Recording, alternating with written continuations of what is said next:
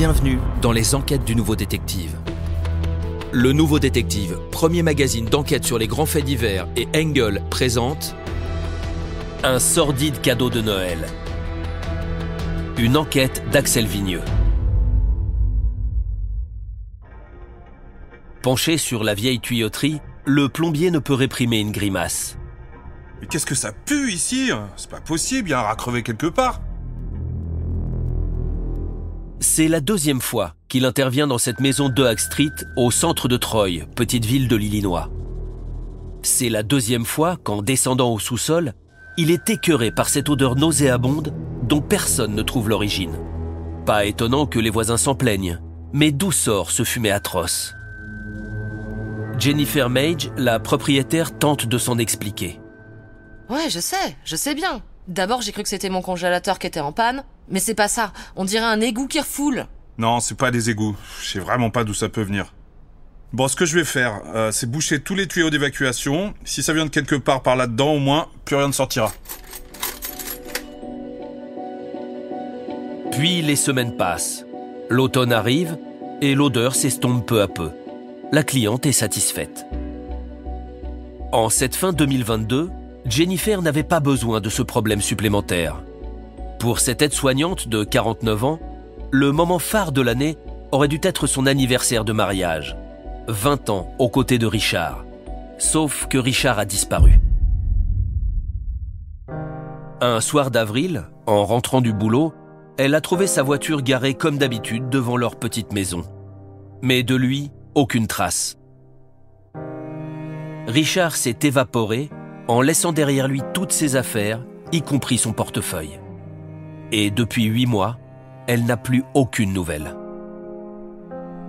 Déroutée, Jennifer a bien sûr alerté la police qui s'est déplacée. Les policiers ont été un peu surpris en pénétrant dans la maison. Il faut dire que Richard, homme à tout faire dans un foyer pour handicapés, est du genre à ne rien jeter. L'intérieur de la baraque est un immense bric-à-brac, où s'entassent pêle-mêle meubles de récup, objets cassés, vieux vêtements et cartons d'emballage. Ce jour-là, les policiers fouillent partout, déplacent les piles, s'enfoncent dans le capharnaüm comme des spéléologues dans un gouffre, mais rien, pas le moindre indice. Madame Mage, je peux vous parler un instant? Oui, bien sûr. Vous avez trouvé quelque chose? Écoutez, je crois qu'on a retourné toute la maison, et ça nous a pris un certain temps d'ailleurs, mais il faut dire que votre mari a accumulé beaucoup de choses. C'est assez impressionnant. Bien, cependant on n'a rien trouvé de suspect. Vous savez, des situations semblables, on en rencontre de temps en temps. Ça ne se voit pas forcément sur la figure des gens, mais il est possible que votre mari ait souffert de dépression lourde et qu'il ait décidé de tout quitter et de faire table rase du passé. Ou peut-être a-t-il décidé de se suicider et qu'il est quelque part où on ne le retrouvera jamais. Non mais c'est pas possible. Je connais mon mari, il était pas dépressif et jamais il aurait pensé au suicide. Jamais. Il serait pas parti sans un mot d'explication. Vous savez, lieutenant, on n'est pas riche, on vit simplement, mais on est heureux. Les mois s'écoulent sans que le disparu donne la moindre nouvelle. La mort dans l'âme, Jennifer doit réapprendre à vivre sans lui. Mais elle n'a plus goût à grand-chose. Cette maison silencieuse lui mine le moral. Et pour couronner le tout, il y a désormais cette odeur infecte qui émane d'on ne sait où. Depuis le second passage du plombier, il semblerait qu'il y ait une légère amélioration, mais ce n'est toujours pas terrible. Jennifer, qui n'en peut plus de se ronger les sangs, n'arrive pas à passer à autre chose. Jusqu'au moment où la vilaine odeur disparaît complètement. Arrive le mois de décembre. L'aide-soignante aborde la période sans enthousiasme. L'une après l'autre, les maisons alentours se parent de décorations lumineuses. Ce sera son premier Noël toute seule. Sa sœur, très présente à ses côtés, essaye de lui remonter le moral. Mais enfin, Jennifer, tu dois remonter la pente. C'est facile à dire, Sarah. Mais quand je vois toutes ces familles, moi, qui se préparent à fêter Noël, moi je suis là toute seule à attendre je sais pas quoi, ça mine le moral. Je comprends, ma chérie. Mais mets-toi dans la tête qu'il ne reviendra pas. Ne dis pas ça, Sarah. Je suis certaine qu'il est pas loin et que je vais le revoir. Je le sens. J'aimerais tant que tu aies raison, ma petite Jenny. Mais en attendant, ne te laisse pas aller. Promets-moi de préparer Noël. Lasse, elle décide malgré tout de faire un petit sapin. Mais où sont les boules et les guirlandes? Dans la commode?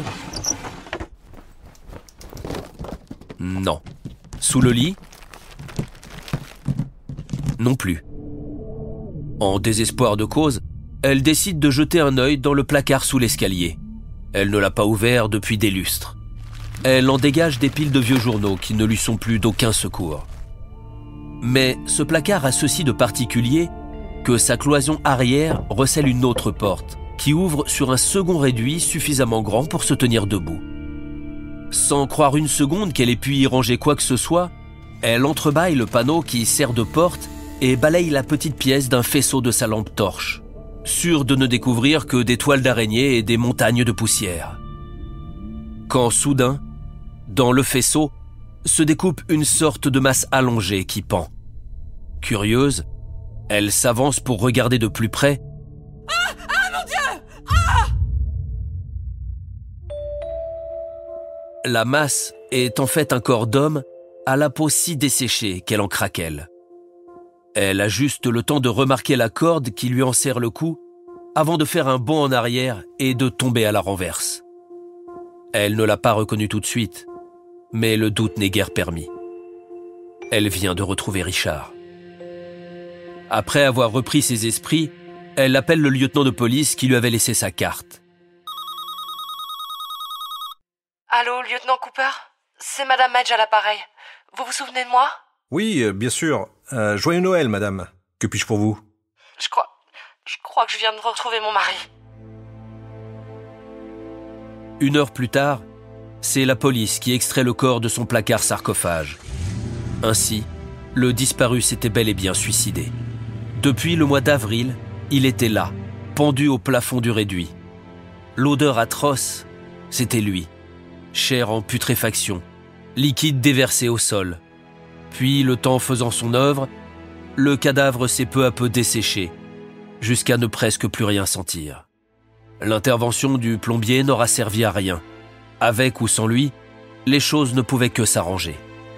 Aujourd'hui officiellement veuve, Jennifer aura vécu 229 jours à quelques mètres de la dépouille de son mari, sans se douter de rien. Il aura fallu cette histoire de guirlande pour qu'elle découvre la vérité.